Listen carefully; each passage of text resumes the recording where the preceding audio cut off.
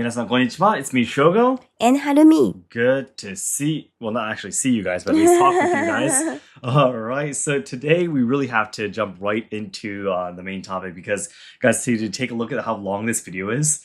Yeah, it's actually really, really long because the separate audio that I've already recorded about a week ago, I think. Yes, it's already an hour long, so it's a very, very long podcast. But it's actually something that I posted on the community of my Patreon page, which is Six Sensei's online lessons. Yeah, so if you guys been watching my YouTube videos or been listening to my podcast before, I actually have talked about this once. But basically, the podcast today, Harumi is not actually joining the last part or the main part of this podcast, but it's the story of Six Sensei, who is the 22nd headmaster of Kobudo Asayama Ichiden Ryu that I've been training for about 3 years now, 3 years now. Yeah, and I run the other YouTube channel, that's Six Sensei. I also run the online lessons with him, which has more than 100 students at the moment. Yes. So I have talked a little bit about his story of his life and how he met his sensei, O-Sensei, who is the 21st headmaster of Asayama Ichiden Ryu, and how he started training and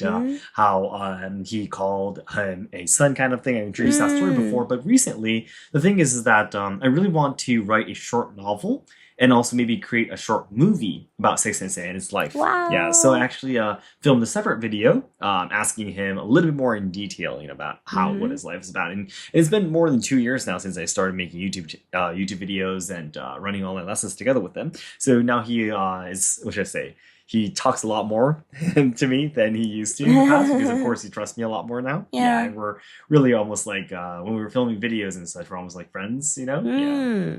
So I just wanted to share with you guys again the really, really amazing, adventurous story of his life. Yes, which originally is a podcast I recorded for the community, for the students who are training in Asayama Ichiden Ryu. And soon we'll be making a full video introducing the story on Let's Six Sensei. We're going to be writing that novel. We're going to be making that movie and all that kind of stuff. But for you guys listening to this podcast, I wanted you guys to know more about that in advance. So I wanted to share with you on the podcast over here too. Yes. Right. Before we go though, because this is Shogo and Harumi's podcast, before we go and you listen to the main part of the podcast, I was going to ask Harumi about what you personally felt after hearing the stories, especially the newer version with more information. Yeah. Oh, yeah. Especially the last part, not just the last part, but the additional story that Sensei Sensei gave the last time I went to film in Ibaraki Prefecture, which wasn't for the filming, was just outside, the filming. We were just talking in between we were just resting and just talking a little bit, and then we were talking a little bit more about his life, but I was actually crying hearing those stories, actually. So, yeah, what do you think? Yes, hearing the additional parts of the story, too, about his father. You were crying, too, when you hear that as well, so, yeah. Always crying. Yeah, you're a mother, so mother's always crying. Yeah, I love every story. I love every story. Like, I really love the story, every story related to love. Okay, of course. Like love between father and son. Oh, yeah. Yeah, like two fathers will come. Two fathers will come. You guys will understand what that means. Yeah, two fathers, and the love towards the Six Senses, love towards this Ryuha. And all the kind of love, I was very, very, very touched. Yeah, I love those story very much. That is so true. I mean, what you just said. I mean, because it's really difficult. Because even if someone does something, it might be their work or it might be something that they do, the people they are with, they don't always 100% love the things that they do or the people they're with, right? Sometimes you hate your job. Sometimes you don't like your partner, but you have to be with them because you have kids now and all that kind of stuff happens. It's not always straightforward, right? But with this story, just like you said, everyone that appears in the story, in a different way, they love what they're training.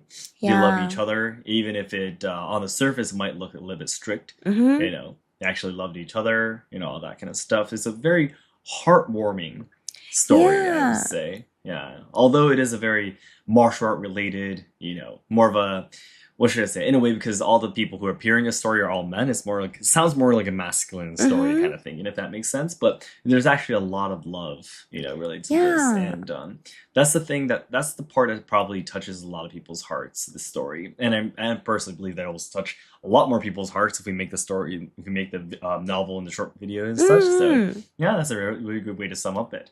Yep. Good. All right, then, guys. I want you to listen to the main part now.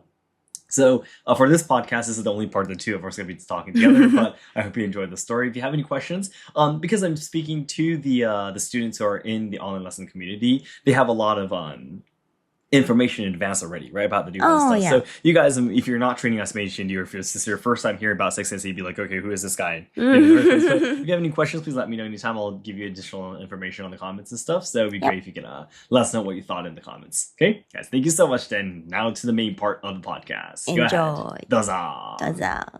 Hello everyone, it's me Shogo. I think it's been forever since I posted these Patreon podcasts.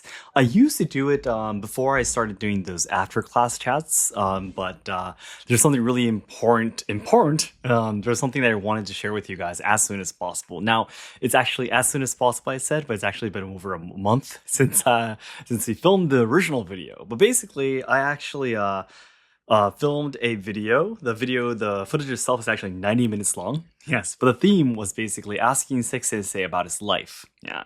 Now, the first video that we posted on Let's Ask Sensei, the first and second videos were kind of about that topic, asking about his life and how he grew up and all that kind of stuff. But this time, again, as I've been explaining to you guys many times, I'm really hoping to write a short novel and making a short movie about Sensei and the 21st Headmaster, O-Sensei. We're going to be calling it Oyajidono, which means father. Yes. What should I say? A more traditional, old style way of saying father. Yeah, but it's kind of like the unique way that Sensei used to speak. Yep.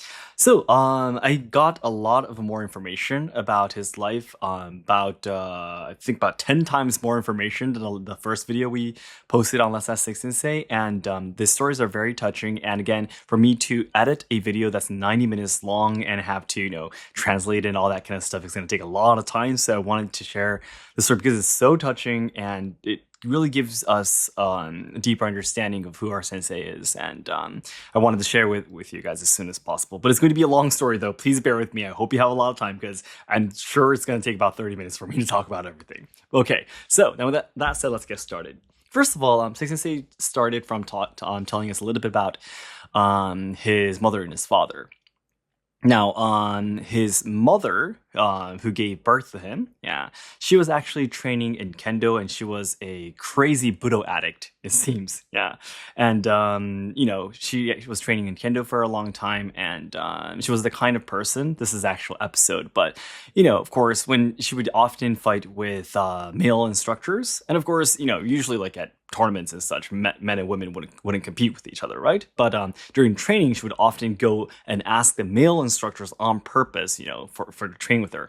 And then, of course, after training for a while, the male instructor would let her get a point on purpose. Okay, you got a point. It's time for us to end the training. But she was the kind of person who would be saying "gojodan wo mo ippon," which means, you're joking. Let's go for one more round.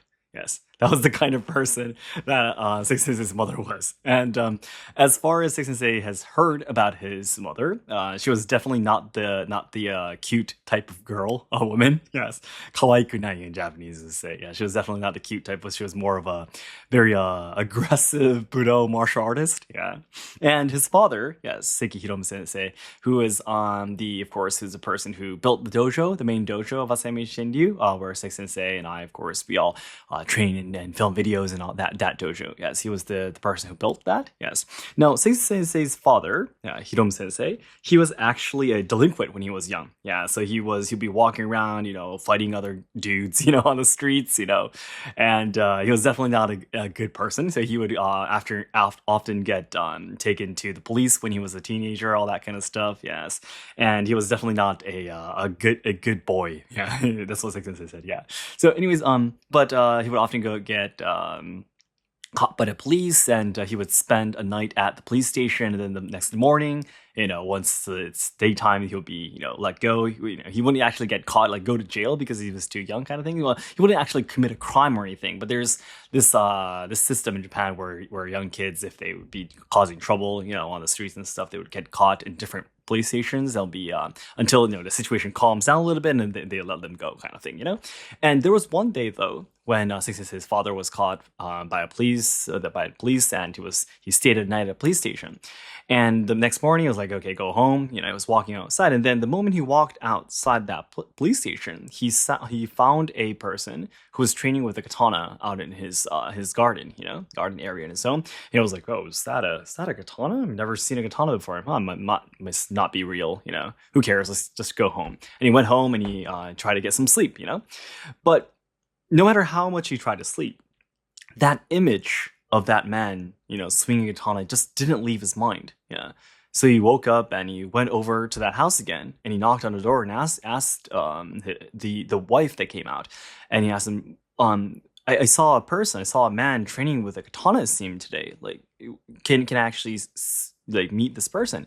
And she was like, yeah, go ahead. And his husband came out and he told him that, I'm training Iaido. Iaido? What's that? It's a martial art you train with katana. And then from there, yeah, even though, his father was just a, not going to school, just doing bad things kind of boy, a young boy, he fell in love with Iaido that moment, yes. And it was by destiny, how he met Budo martial arts. Then after, but because the couple knew that he came out of a police station in the morning, they knew he was not a very good boy, right? Yeah, he's not a very good person, so he'd be doing bad things. So for a long time, his father was rejected by the man who was an instructor in Iaido. But after about a month of going almost every day and asking to be trained, yes, the instructor finally said, okay, why not teach him? The husband continued to say, no, I'm not gonna let a kid like you hold a katana. It's just too dangerous. It's not the right thing to do. But after a month of going every day, his wife finally said, come on, give him one chance at least, And that's how his father started training in Iaido and Kendo, yeah. And then, yes, the two met. Yes, his father and his mother met. They got married and gave birth to a son who is our sensei, Sekinobu Sensei. However, unfortunately, his mother and father got divorced very quickly, right after Sensei was born, actually. So when Sensei was finally able to stand while holding on to like a table or something, by that time they were already divorced, and Sensei's mother actually was not by his side anymore. Now, for a long time, it seems that Sensei's father told him that Sensei's mother hated him. Hated our sensei, and that's the reason why his mother left. But the truth was that was not true. The truth is that Sensei's father's family side, so that would be Sensei's grandmother, yeah, actually hid Sensei, yeah, Sekinobu Sensei, our sensei, when he was a baby, so he wouldn't be taken by the mother's side's family. So the Sensei's mother actually tried to look for him for days and weeks and months, yes, until she was not eating, she was not sleeping at all, and then, she was in a very bad health condition. So Sensei's mother's side's family finally came to pick her up, and she was completely mentally tired, exhausted, physically exhausted too, and his mother's side family told her to give up her son. Yeah, and then his father's side, started to raise Sensei as a budoka, basically. So from there, Sensei, from the day he has memories of his life, he has been training with swords, training with katanas. Yeah, so he started kendo since he was 3 years old. Started doing iaido when he was 9. Yeah, and he started doing jodo, and also the muso shinden. The very long Muso Shinden Ryu that he trains in. I'm sorry for not remembering the name of the Ryu exactly. Yeah, and also Asayama Ichiden Ryu when he was 23, right? Yes. So he's been training kendo for a very, very long time, since he was 3 years old, and he's been training with this very strict father that would constantly beat him up and trip him and kick him and all that kind of stuff. And he was very, very strict. Sensei, of course, since he was young, he was a very talented budoka. So he would get a lot of good results at competitions with kendo and all that kind of stuff. But his father would never, appreciate that, never praise him, never compliment him, no matter how many victories Sensei would get at matches for kendo.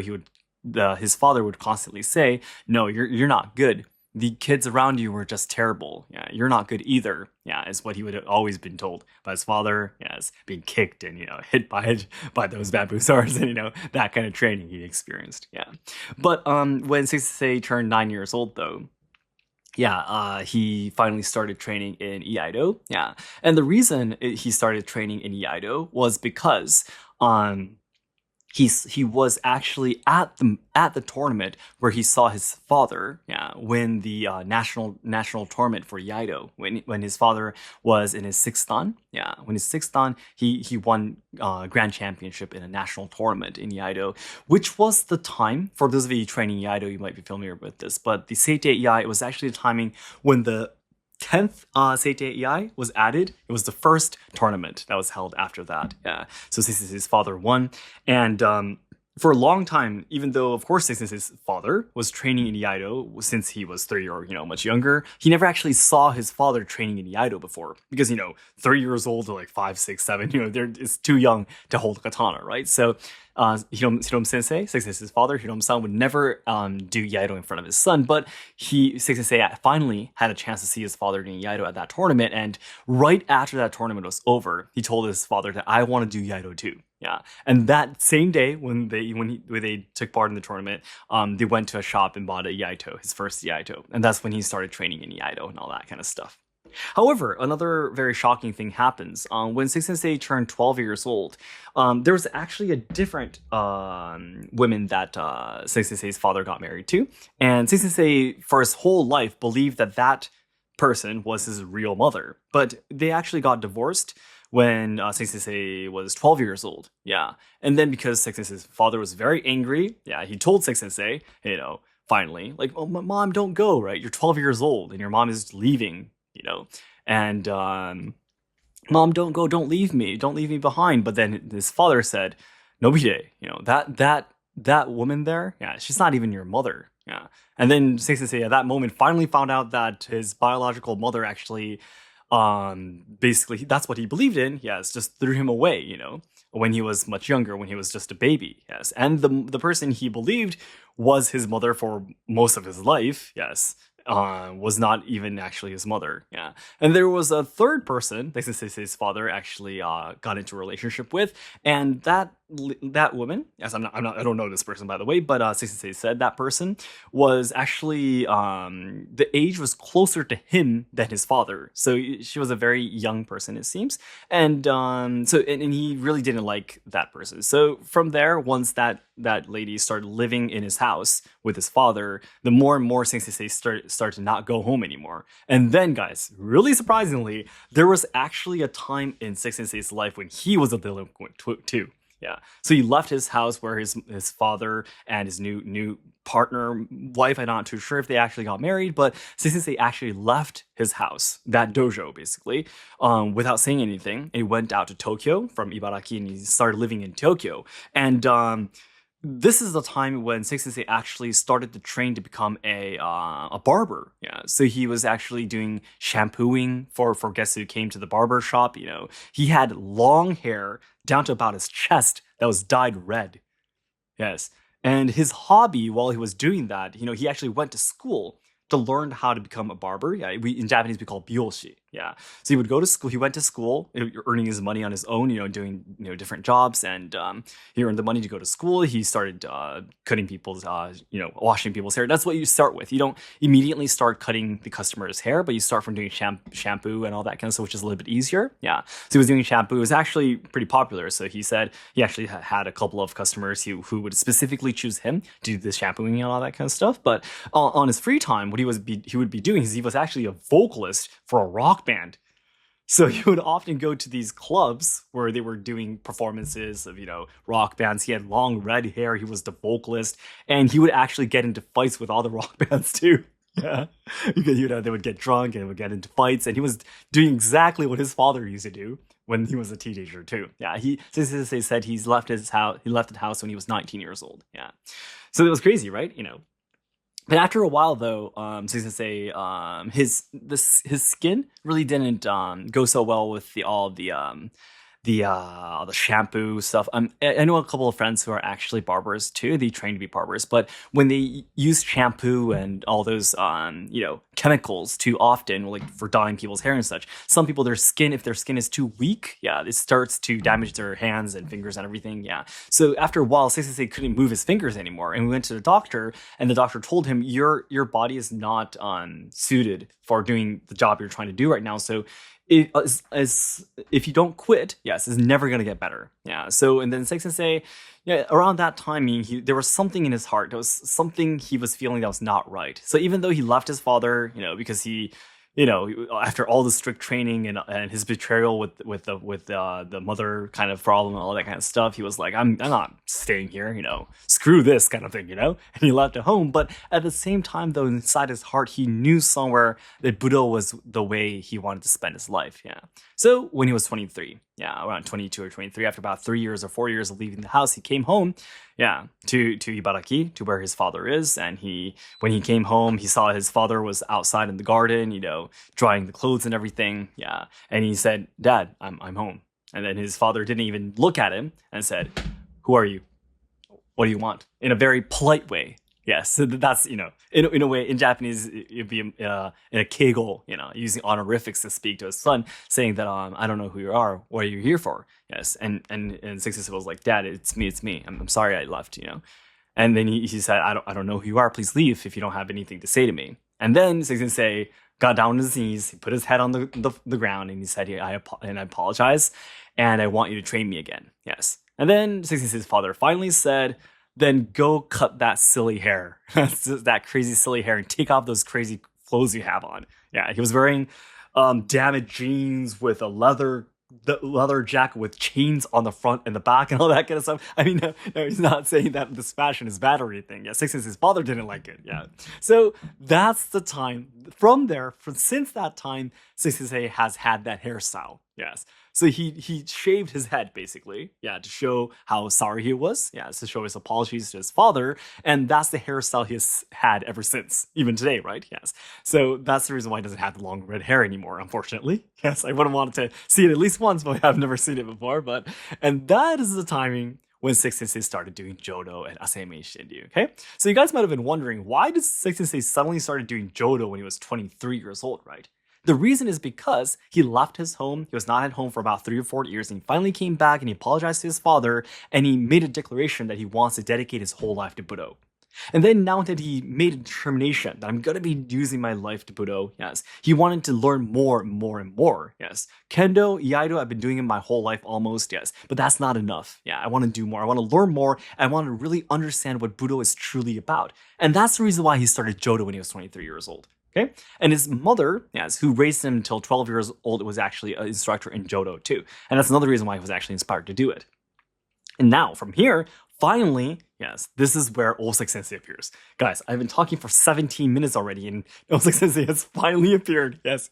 So, there was one day, this story I'm pretty sure many of you are familiar with, yes. He finally, started training in Jodo. And his Jodo instructor actually sometimes brought his friend over, who was an instructor in Kenjutsu, to teach Kenjutsu to his students who were training in Jodo. Yes. So Sensei, one day when he went to his training, he went a little bit late, and then his Jodo dojo members were doing Kenjutsu. Yes, and he was like, okay, we're doing something a little bit special today. Yes. So he joined in the corner, of the room, and finally joined the dojo. And then there was this short old man, that came running through all the other people's wooden swords, and came all the way up to the corner of the room and said the first time he said, yes, to Six Sensei, yes, this old man said, "You're good." Yes, that was how Six Sensei and Six Sensei met. Yes, I think it's amazing how Six Sensei was able to find Six Sensei at the corner of the room and suddenly go up to him and say that he's good. Yes, and then what happened is that Six Sensei told Six Sensei, so your name is Six Sensei. Nice to meet you. Six-san, yes. You want to play a drawing the katana game, a match? Yes. Go ahead and draw as fast as you can. Yes, I'll draw my katana too. You can go first. Yes. And then Six Sensei, he was been training Iaido since he was 9, won many tournaments before and matches before. He tried to draw his katana as fast as possible. And then this short old man drew his katana 2 times faster than him. Before Six Sensei could even get his katana out of the saya, yes, Osaki Sensei's katana was always already on his wrist. Yes. And Osaki Sensei would laugh, yes. He would laugh, ha ha ha, and walk away and say, think about it a little bit. Yes. Think about what just happened. And that is the day when Six Sensei fell in love with Osaki Sensei and Asayama Ichiden Ryu. Okay? He immediately went up to his Jodo Sensei and asked him, who is that person? And he asked, he's Osaki Sensei. He's the 21st headmaster of Asayama Ichiden Ryu. Asayama Ichiden Ryu, okay. Sensei, would it be okay if I go and train in this Asayama Ichiden Ryu too? And he was like, of course, if you're interested, go ahead. Yes. And then that is the time when he finally went over to where Osaki Sensei was usually holding his training. Now, I think I've told some of you before a couple of times, so Osaki Sensei actually did not have a dojo, but he would always train outside, like on basically outside, so it was like an unpaved place, but he would always train there. And so he went over to where he heard that they were doing the Asayama Ichiden Ryu training, and he was waiting outside, sitting on a small stair kind of thing. And then from a very far away place, he saw this short old man holding a shochu, Japanese liquor, in one hand and a hitohiro shunjo in the other hand. It was like, oh, hi, Six-san, nice to see you again, for a far distance, And that was Osaki Sensei, yes. And Osaki Sensei, next to the area, which was outside where they would always train, was Osaki Sensei's house, And then he would let Six Sensei in and was like, what are you here, And Six Sensei was like, I'm here to train with you. I'm here to train Asayama Ichiden Ryu, yes. And then Osaki Sensei said, okay, that's very nice you came over, okay. But I want to tell you, Sei-san, Osaki Sensei said, there is nothing special about what I can teach you, and there's nothing special about Asayama Ichiden Ryu, yes.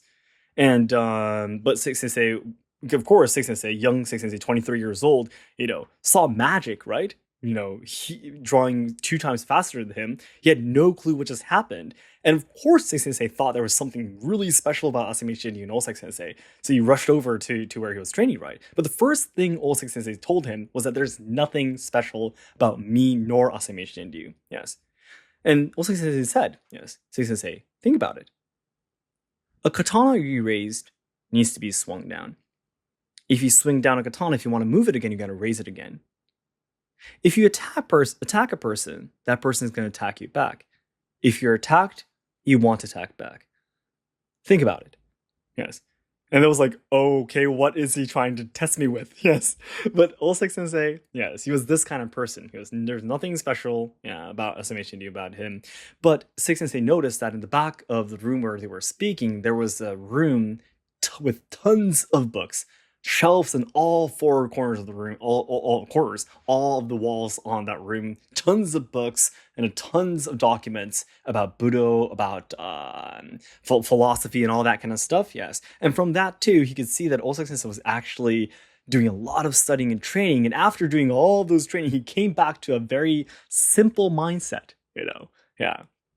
And that story of, Six Sensei being told by Osaki Sensei, a katana that you raise needs to be swung down. Yes, if you want to use it. If you swing a katana down, if you want to use it again, you got to raise it again. Yes, that's all there is.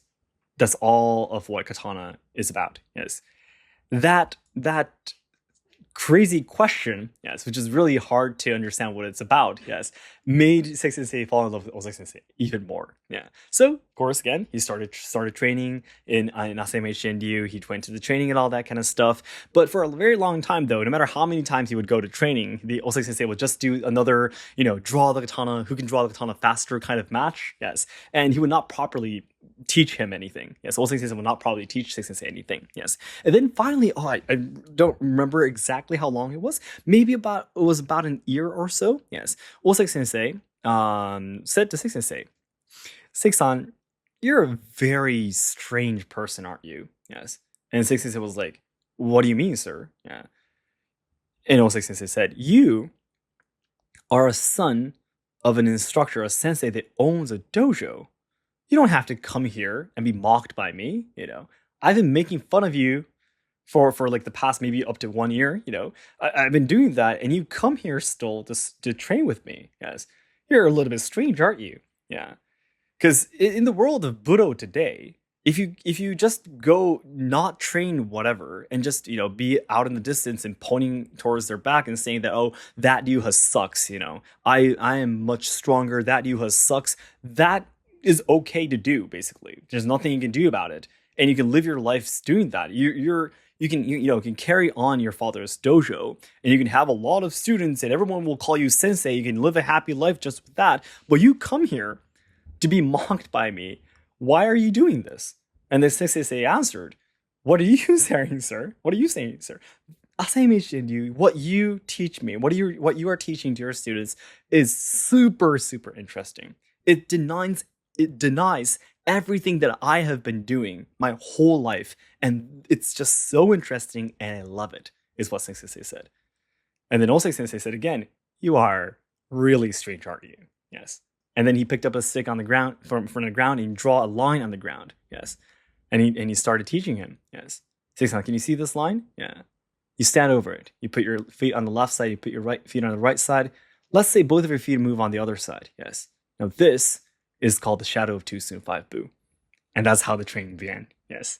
And then, even after from there, yes, there's another episode. Yes. So finally, Osaki Sensei started to teach Osaki Sensei properly, Asayama Ichiden Ryu. And there was one day when Osaki Sensei was folding Osaki Sensei's clothes. Yes. And then Osaki Sensei said, thank you so much, Seki-san. Yeah, thank you so much for helping me out. And then Osaki Sensei said, well, of course, I'm your apprentice. Of course, it should be something that I should do. And then Osaki Sensei stopped. I'm sorry, what did you just say? Yes.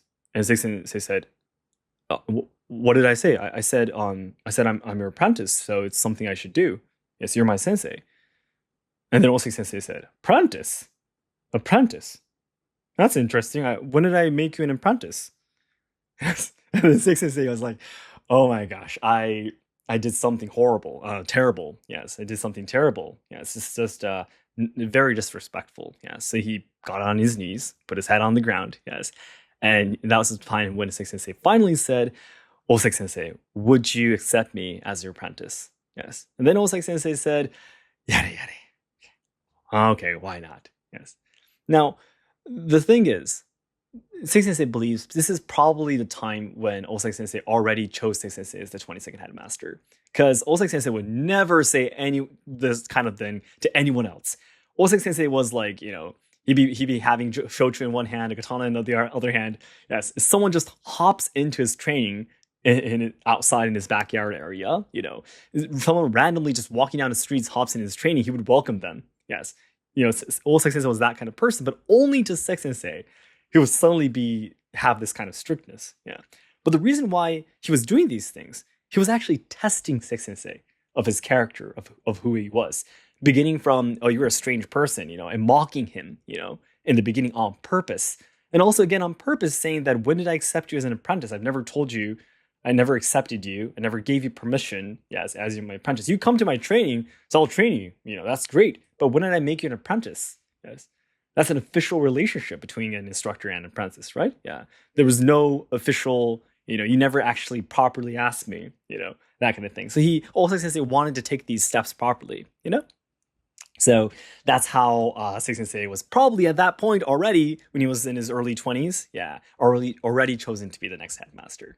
Okay, now from here, let me introduce to you a couple of episodes of Osaki Sensei and Seki Sensei. Yes, one of the stories I'm sure I've talked about it before in the other Patreon podcasts I posted before, but there was one of the days in his early timing of his Seki Sensei's training. Yeah, he bought a new Yaito to his training. They were outside, right? It was actually a day right after it rained yesterday. Yeah, and he brought a new Yaito, and then when the training started, Osaki Sensei used. Do you guys remember that kata where in Asayama Ichiden Ryu you can blast the opponent's katana that's still in the saya? If you remember the video where we talked about how to blast the opponent's weapon, yeah, Osaki Sensei used that kata against Seki Sensei. So his new Yaito fell into a puddle, outside. So it was completely dirty, right? Yeah. And then he ran to his Yaito and was taking the dirt off the sky and everything. Oh no, he didn't say oh no, but he looked like that, right?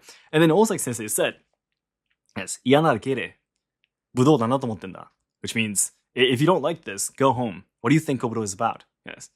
This is one of the episodes that really changed Sensei's mind towards training Kobudo, because he has been training in Iaido, but in the world of Iaido, he would never train outside. He'd be on a flooring, inside a dojo. You would not be outside. You would never have your Iaido thrown by someone, yes, away from your hands. That would never happen. But this was another episode of 06 Sensei checking 6 Sensei's readiness to seriously training Kobudo or not, yes. And what's really cute, though, is that 06 Sensei next day actually bought 6 Sensei a new Iaido, yes. And then 06 Sensei said to 6 Sensei, 6-san, that Iaido yesterday, the one that fell in the puddle, that Iaido is way too short for you. I have this one for you. You can use this. And guys, that is the Iaido that 6 Sensei uses even today.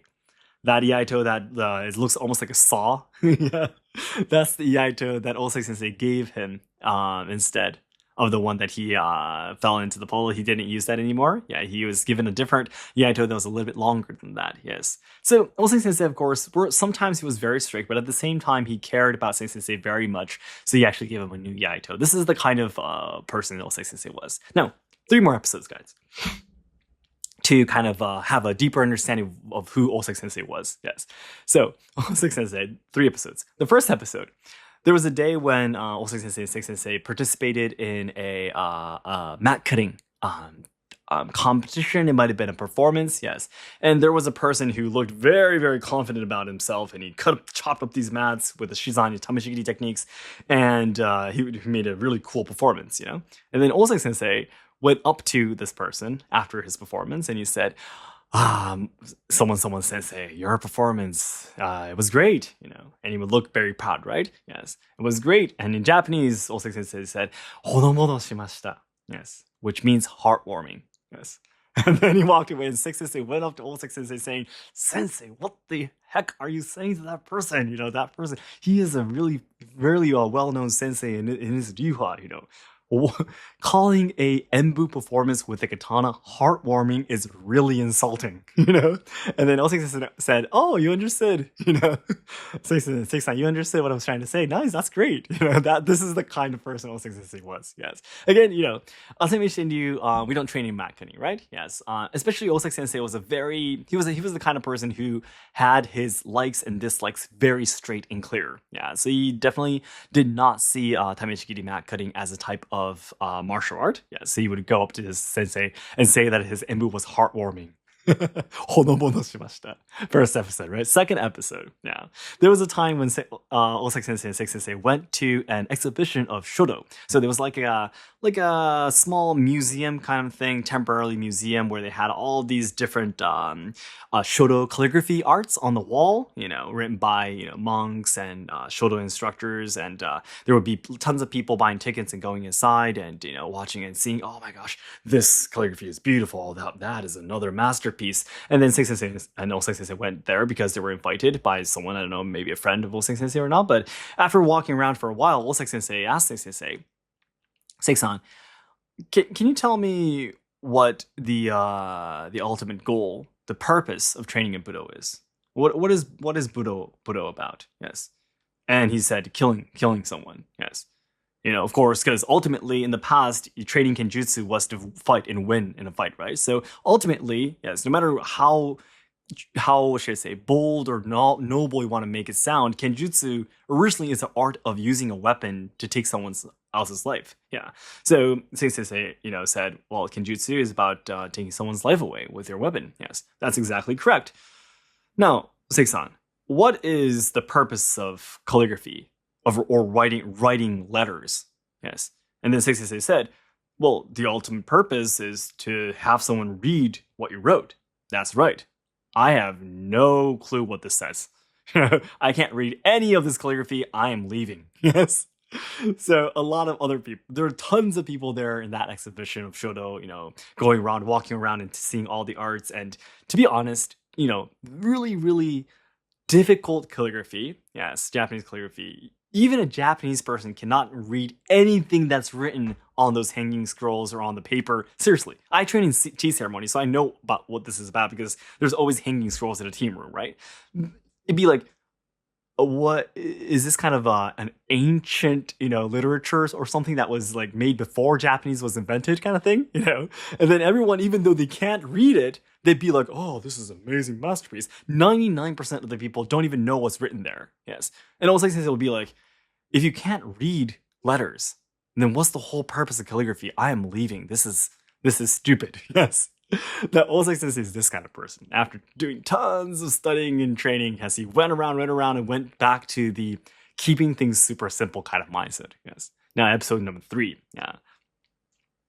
And if you continue training in Iaido, if you've been training in Iaido, yes, some of our members training Iaido too. You guys might have heard this before, but ultimately, if you continue training in one-person Iai kata, yes, over and over and over, you say that you'll be able to see the opponent, the opponent that doesn't exist, yes. Because your Enbu performance is so amazing, yes, you'll be able to see the opponent that doesn't exist, yeah. And also, Sensei said, Sensei, you train in Iaido too, right? Yes, Sensei. And I've heard that people who train in Iaido for a very long time can magically see their opponent that they're not fighting, right? Yes. And Sensei say, yeah, I've heard many Sensei say that, yes. And then also Sensei said, Seisan, if there's a time in the future, if you start seeing these opponents that doesn't exist there, you should go to the hospital. Yeah. So this is the kind of person Osei Sensei was. Now, side story. For those of you taking the Musou Shinden Ryu classes, really, really interesting. There was only one time in Osei Sensei's life when he said that in Enbu, one-person Iai Enbu was amazing. Yes. And he complimented it. He praised it. There was only one time when he did. And it was actually the Enbu done by Tsumura Sensei. Okay, are you guys familiar with Tsumura Sensei's name? He passed away last November, right? He was the sensei that taught Seiken Sensei Musou Shinden Ryu. Actually, well, strictly speaking, it was a different name, right? Musou Shinden Jushin Ryu Tsumeai, I think. Yes, it was a little bit more in between, unfortunately, but there was a different branch of Musou Shinden Ryu that was not taught by his father, but a different branch, actually. And that's where Sensei was taught the Kusarigama. That's where he was taught the Jutte techniques, yes, from Tsumura Sensei. And there was one time when there was a dedication performance at Yasukuni Shrine, I think. Yeah. And Osei Sensei, yes, first time he saw Tsumura Sensei's performance, and he asked Sensei, Seisan, isn't that your sensei in Musou Shinden Ryu? Yes, sir. That's my sensei teaching me Musou Shinden Ryu. Yes, I've been training with him for almost about the same time as I've been training Ascension Ryu. And he also sensei said that Enbu was amazing. Yes, it was the first time I actually saw what one-person Iai is about. All of the other one-person Iai I've seen in my life was all about ego. Trying to make yourself look cool, showing how much whooshing sound you can make, how cool you can do the Chiburi.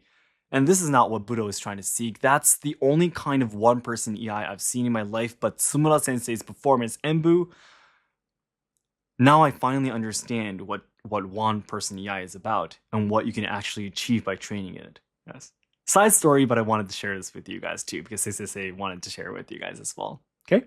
Now, what's crazy, guys? Now, I told you a couple of episodes of Osei Sensei and Seiken Sensei, and a couple of episodes introducing what kind of person Osei Sensei was. But you got to keep in mind, Seiken Sensei has been with Osei Sensei since he was 23, like almost like lover, you would say, almost like a partner, in a relationship kind of thing. Yes, he would always go around where Osei Sensei would go. He'd been training as much as possible with him. But at the same time, though, guys, remember, yes, Seiken Sensei is still at the same time training with his father, is training in Iaido, Jodo, and Kendo. Yes, that's the reason why he's 8th dan in Iaido, 7th dan in Jodo, and 5th dan in Kendo, right? Yes, he has been continuing all of these training again, yes, also with Tsumura Sensei Musou Shinden Ryu too. Yes, a different Musou Shinden Ryu branch, and also with Osei Sensei and Ascension. He's been doing all of these things, right? Yes. So, of course, his strict father, treating him, in a very strict way, also continue at the same time too. Now from here, Sensei's life starts to change. There was one day when Seiken Sensei's father, when Seiken Sensei was home, he bought a bottle of sake, and he sat down and he asked his son to sit and talk with him. Yeah, And then it was the first time, it was the first time ever in his life when Sensei's father said to Sensei, all of a sudden, you're doing a good job. Yes. Never in his life his father has told him that he's been doing a good job. Yes. First time in his life his father told him that he's been doing very well. Yes, been doing a good job. Yes. And that was the night that Sensei was finally able to talk with his father honestly, with his true feelings, Yes. And then as Sensei's father told his son that you've been doing great, but also at the same time, I want you to make a promise with me. Okay? So there's two things. Number one, yes, I want you to win grand championship, yes, in 3 tournaments. When you're in 5th Dan, 6th Dan, and 7th Dan in Iaido. I want you to win grand championship in all 3 of these different ranks. So best in all of Japan in Iaido. Okay? Number 2, I want you to reach 8th Dan in Iaido. Yes, because Sensei's father actually couldn't reach 8th Dan. The maximum he went up to was 7th Dan, unfortunately. Yeah. So please promise me these 2 things. Yes, is what he said. And Sensei, not knowing why his father suddenly came up to him and speaking of these things, but at the same time, though, he saw that his father was very serious when he was speaking of these things. So Sensei also responded seriously, okay, Dad, yes, you are the person who taught me, who brought me into the world of Budo that I love today. And you are the person who taught me what Budo is about, yes. And to show my gratitude to you, I will fulfill these promises. No matter how long it takes, I will keep your promises. But at the same time, though, Dad, I want you to understand that I have my path of Budo that I want to fulfill now, and not only the Budo path that I have with you. Yes, and of course that means Sensei is training in Jodo. He's training in the other branch of Ascension Shinryu. He's also training as Asami Shinryu, right? Yes, I'll make those promises. I'll make those promises. I'll keep those promises. I'll make them reality. But at the same time, please let me continue training in the things that I love now. It's been 7 years since he started training him in Asami Shinryu, right? Yes. And then his father said, of course, go ahead. Yes. Do whatever you want to. You and I are different Budoka. You can do what you want to. Yes. Okay. And then, because that night was the night when Sensei was finally able to speak with his father honestly, he asked him, Dad, on thinking about it now, why didn't you ever force me to train Budo? Now, guys, hearing my story so far, you probably thought that Sensei's father was very, very strict, so even if Sensei didn't want to do Budo at all, he would drag him into the dojo and beat him up to start training Budo, right? What was crazy is that Sensei's father never forced Sensei to train in Budo before. So Sensei himself, of course, loved Budo, so he wanted to do it, yeah. But even if, for example, he didn't go to train, he would, go out and play with his friends, for example, and not go to training without telling his father anything. Yes, Sensei's father never scolded him for that. Yes, he would scold him very much for not doing well with his training. If he lost a match or if he couldn't do a kata and Iaido correctly, that's when he would be very strict. But if he didn't go to training, he didn't say anything. What he would do is ignore him, though, of course, because Sensei's father loved training in Budo. So if he's not coming to his training, then there's nothing to speak with his son. So at the same time, though, of course, Sensei, he only had his father. His family that he trusted was only his father, right? Because his father is actually his biological father. So yeah, so of course that would be very lonely. So he would go back to training again, even though his father has never told him to go back training. Why, Dad? Sensei asked. Dad, why did you never force me to do Budo? Yeah. And then he said, of course I wouldn't force you to do Budo. Yes. You're the second generation of this dojo. Okay. Even if you didn't train seriously, yes, at some point you're going to be carrying on this dojo. Yeah. And a lot of people are going to be saying, oh, Sensei. And you're going to start feel good. Yes. But it didn't want you to become a Budoka that is respected by people. Yes. Just by the name. Yes. And not with real techniques and ability, okay? He said that if you're going to be the second generation of this dojo, yes, I wanted you to be respected by other people, not just by who you are or by the title, but the ability and the techniques and skills that you actually have, okay? That's the reason why I never asked you to train in Budo. If you don't want to do it, if you didn't have talent, I wouldn't have taught you anything, yes. Now, this is very, very amazing, I think, because there are tons and tons of different dojos and yuha styles that have been carried down by sons or daughters who did not have any interest in Budo themselves, but they suddenly start doing it when their father or mother can't train anymore, and they, start making their apprentices hold their bags for them, and walking aside saying, "I'm a sensei, respect me," kind of thing. Come and say your greetings and put your heads down on the ground. I'll be sitting on my chair, kind of thing. There are tons of people who do that. And Six Sensei's father did not want Six Sensei to be like that, his son to be like that. That's the reason why, if you can't catch up to my training, then quit. I don't care, because if you're not, if not worth being the second generation of my dojo, then just don't do it. But Six Sensei was really worth it. He loved Budo, and he was very, very talented too at the same time. Yes. So that's the reason why Six Sensei was actually been taught by his father, and that's the reason why he really is the second generation of the dojo now. Okay. Now, after this conversation, Six Sensei's father stood up and walked, and as he was walking away, okay, it's about time we go to bed. Yeah, so he stood up and walked away, and then without turning back, Six Sensei's father said to Six Sensei, yes, Nobuhide is Six Sensei's name, right? Yeah, Nobuhide, I'm sorry I was a father that can only teach you yai. And Six Sensei, was very surprised, yes, and Six Sensei said, no, it was fun, thank you. And then he walked away after that. Now, the next day, yes, Six Sensei's father actually had a heart attack. Yeah, so he couldn't breathe anymore. He was holding his chest and walking, and he was looking very, very. Of course, he was struggling.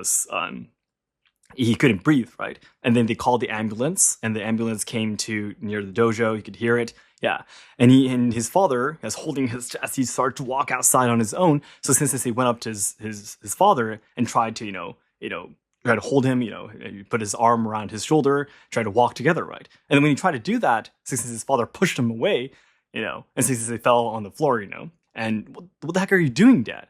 And then his father said, I have lived my life the way I wanted to. Yes. You are going to be living your life. You sit there and watch me die.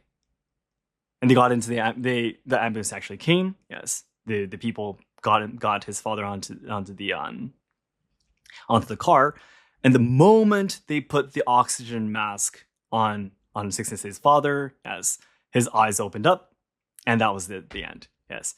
Now Six Sensei said that he yelled at his father, saying that, "What the heck are you doing? There's so much more that you needed to teach me." Yes. I am still 30 years old. Yes. There's so much you needed to teach me. Why are you leaving me? Yes. And he was screaming. He was yelling at his father. Yes. Right in the moment he got into the ambulance, he passed away. So, and that's how his father, his father and Six Sensei, that was their last time together. Yeah. And now, after a few years from there, Six Sensei was at a dedication performance with O-Sensei, with Asayama Ichiden Ryu. Yeah, it was just the two of them. They went to an Enbu performance together. Yeah. And Six Sensei was like, okay, so it's almost going to be our turn to do the Enbu. O-Sensei, what are we doing today? Which kata are we doing today? And then O-Sensei said, well, Six-san, I'm going to be randomly drawing my katana against you a couple of times. Can you try to do something about it? Yes. And Six was like, okay, so it's not going to be a kata, right? And then they got on the stage, yes, for the dedication performance, and then, of course, O-Sensei would suddenly draw the katana randomly at the speed of Asayama Ichiden Ryu, right? Yes. And the first kata, well, not a kata, the first, kata kind of thing, that they tried to do didn't work out at all. And it was really fuzzy, and definitely did not look like a proper kata. Yeah. And then Six was super embarrassed, but at the same time, though, he kind of gave up, Well, it's impossible to suddenly deal with this kind of situation. I can't actually get cut. I can't actually cut my sensei. I don't know what he's going to be doing. It's not a kata, what the heck? I don't know what to do. Yeah.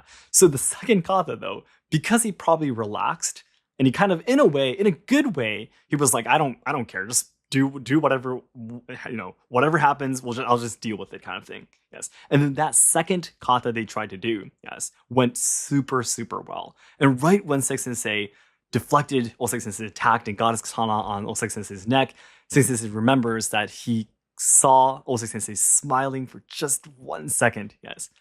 Yeah, and they got into the Hiraseigan and walked back, and they did a couple of other kata after that too, but those all went well as well. And after they got off the stage after the performance, Osaki-sensei said, Seisan, that especially that second kata technique kind of thing that we tried to do, that was amazing. Everything about it was Asayama Ichiden Ryu. That technique you did, yes, for that second, especially that second kata, was Asayama Ichiden Ryu itself. You are the 22nd Headmaster. Yes, that was the day when Six Sensei was decided to be the 22nd Headmaster. Six Sensei was in his early 30s, so it's been 12, 13 years since Six Sensei has started training with O-Sensei Sensei. I think like mid-30s, I think. Yes, that was the time when he was finally chosen to be the 22nd Headmaster. Okay?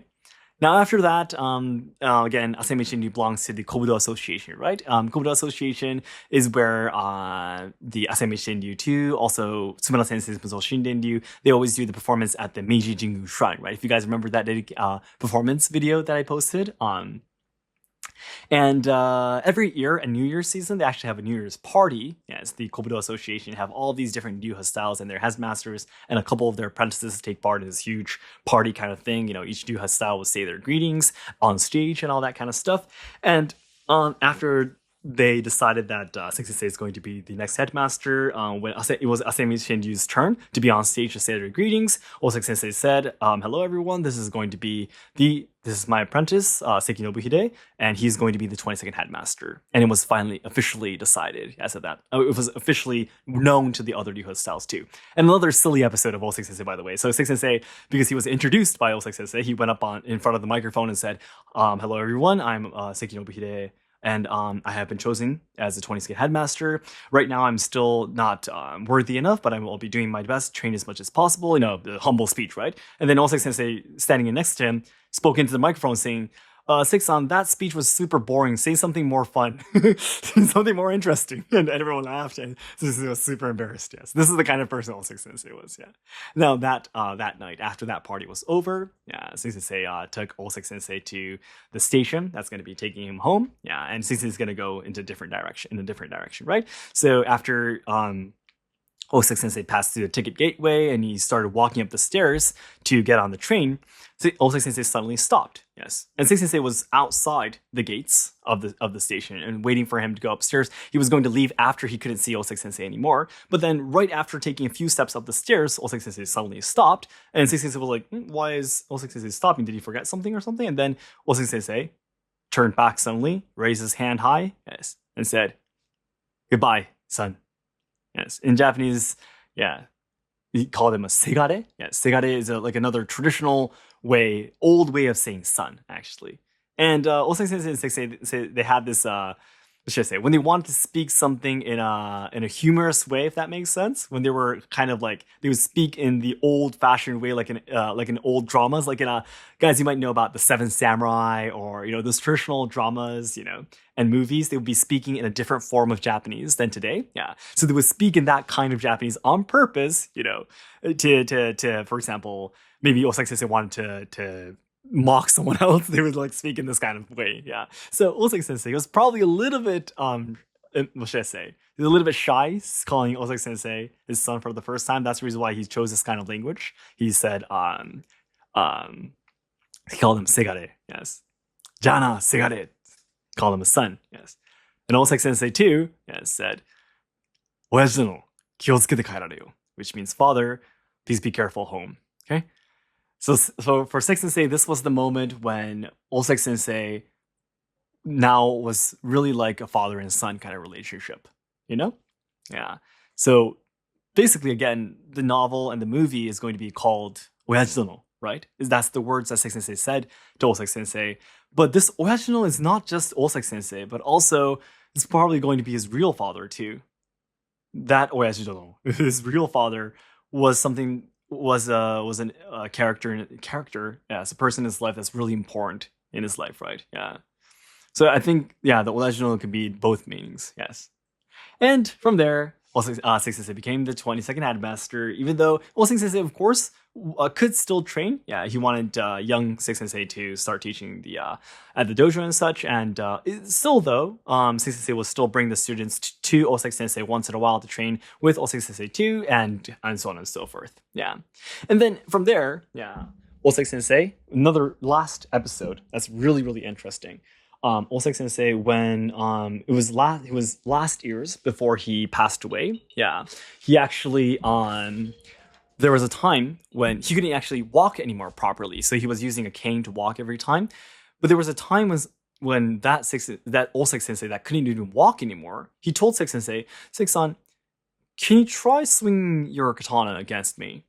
And he was like, "Sensei, are you sure?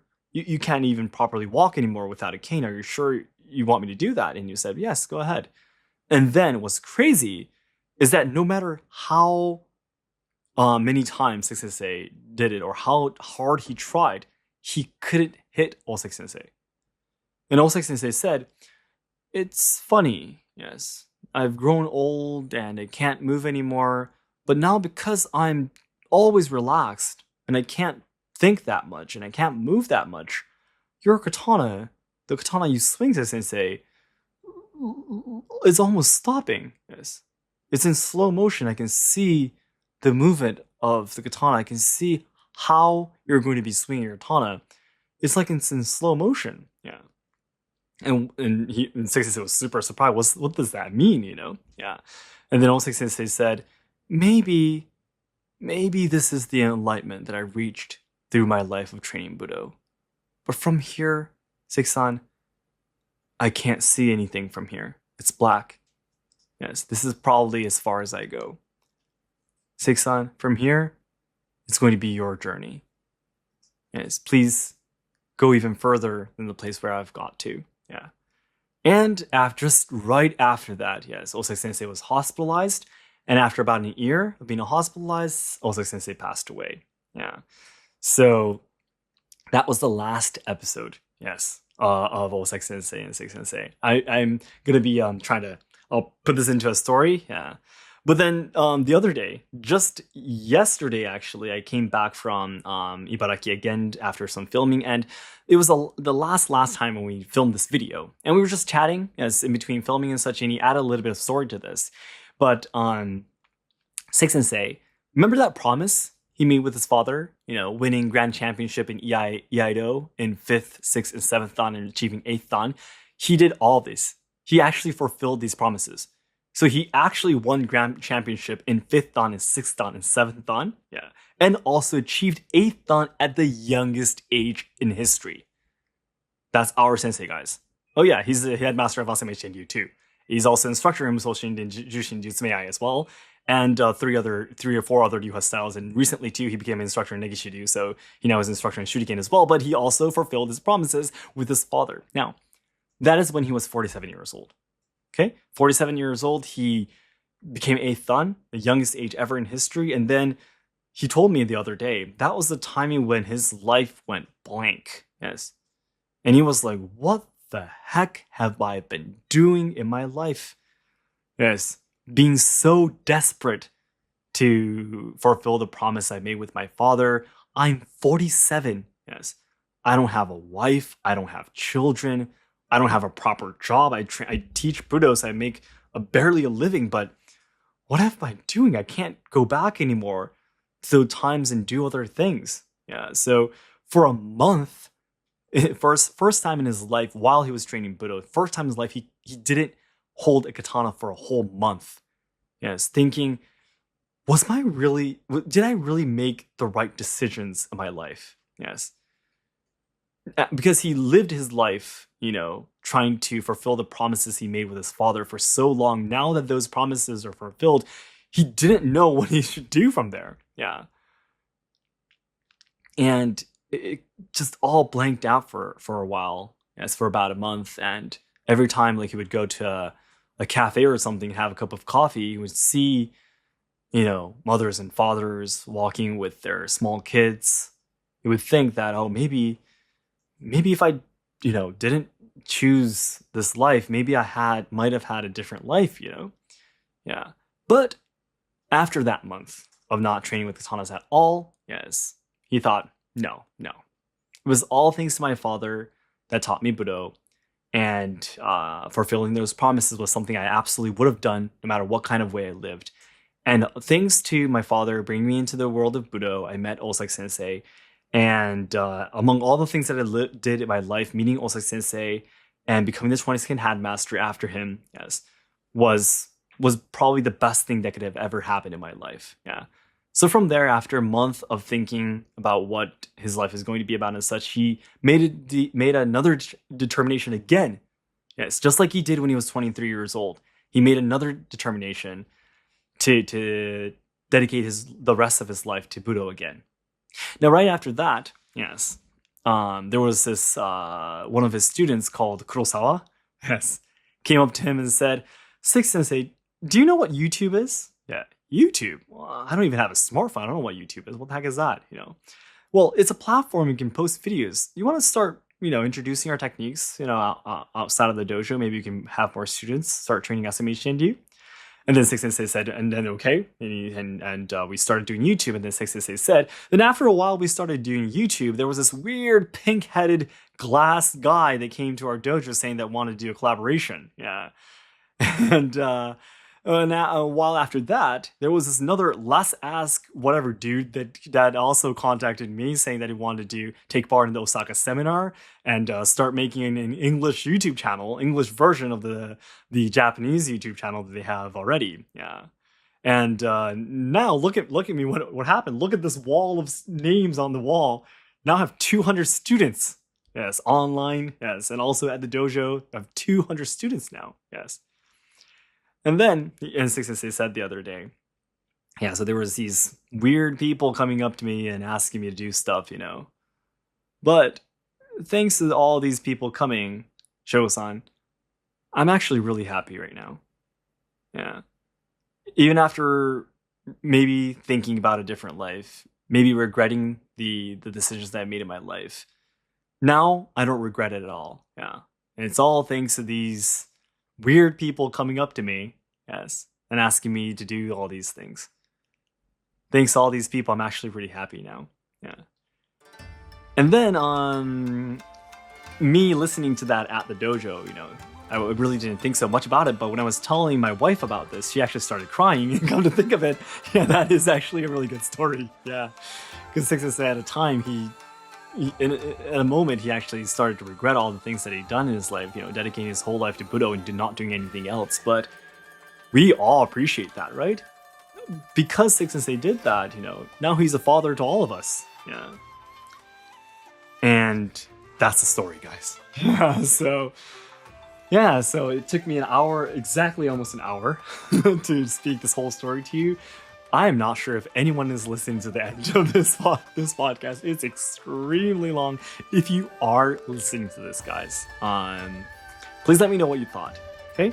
Yeah. I think it's amazing. It's really, really touching every time I talk about it. Especially the story of Six Sensei's father as Six Sensei is something I'd never heard of before. Yeah. But his father, telling him at the very end, finally saying that Six Sensei is doing a great job, and apologizing that he was a father that can only teach him Yai, I'm really happy, really, really, really, really happy that Six Sensei was able to speak with his father at least once in his life, honestly, and his father being able to be honest to his son too, because I'm very sure Hiromu Sensei was proud of his son, and also, Osaka Sensei, and meeting Osaka Sensei calling Six Sensei his son, yeah. Six Sensei finally being able to say that he is his father after all that they've been through together. Yeah, I'm sure Sensei had a lot of hard times. Yeah, especially with not having a mother, and all that kind of stuff. It was probably really, really hard for him. But yeah, at the same time, though, I'm really happy that he was able to finally, have a good conversation with his father, another father after that. And now tons of his new sons and daughters training with him. Yes. I think it's a really beautiful story. Yeah. So, from here, it's my job to turn this into a novel and a movie. I'm really excited about this. It's going to be an amazing piece. If it takes 10 years, I'm gonna be using 10 years. I'm gonna be making a good story. I'm not gonna be rushing it. I'm gonna be having a lot of professionals helping me out. I'm gonna have a lot of you guys helping me out to do this, and we're gonna be making the perfect movie and perfect novel that's going to be carrying on for generations. It's going to be a document that's going to be left in the dojo when the 50th Headmaster of Asayama Ichiden Ryu brings it out. It's a totally old book. Do you guys know what a book is? Yeah, a book. What is it? It's made out of paper. Paper. Okay, I've heard of paper before. Sensei, can I see it? Kind of thing might happen in the future, but I really want something to be like that. So, all right, guys, thank you so much for your time. It's really fun talking about this story with you guys. Again, please let me know what you thought in the comments. Thank you so much for your time, guys. Bye-bye.